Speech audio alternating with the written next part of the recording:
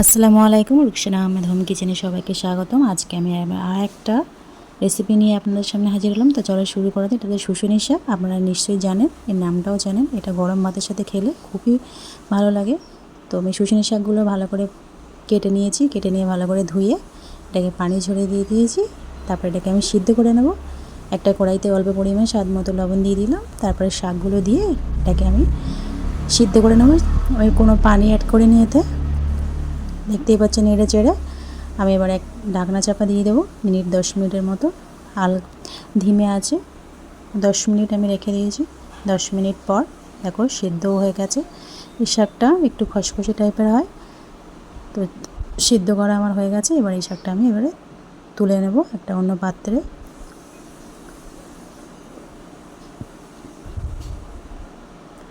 অন্য পাত্রে তুলে নিলাম।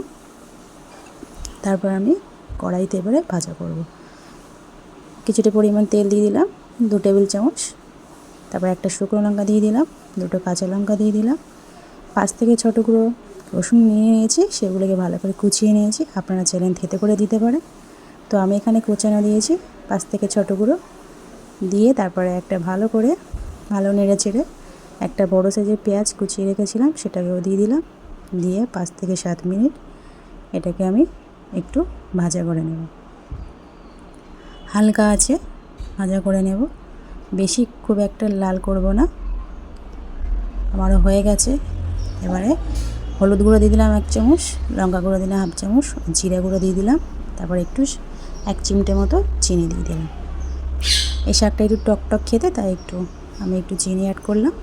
আপনারা না চাইলে দিতেও না পারেন, সেটা আপনাদের ব্যাপার। তো তারপর শাকটা যেটা সিদ্ধ করে রেখেছিলাম সেই শাকটা আমি দিয়ে দিলাম।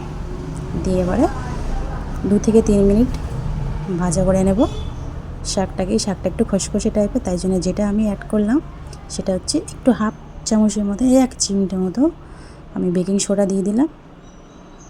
তারপরে শাকটা তাড়াতাড়ি গলে যাবে। তারপরে আমি আরও 5 মিনিট হালকা আছে ঢেকে রেখে রান্না করে নিলাম। দেখো আমার রান্নাটাও কমপ্লিট। তো বন্ধুরা, এই রেসিপিটা কেমন লাগলো আপনারা কমেন্টে জানাবেন। আর যারা নতুন এখনও চ্যানেলে আমার, তারা সাবস্ক্রাইব করতে ভুলবেন না। আর এটা কিন্তু খুব মজাদার রেসিপি, গরম ভাতের সাথে কোনো কথা নেই। চলো কেমন হলো জানিও। আল্লাহ হাফেজ।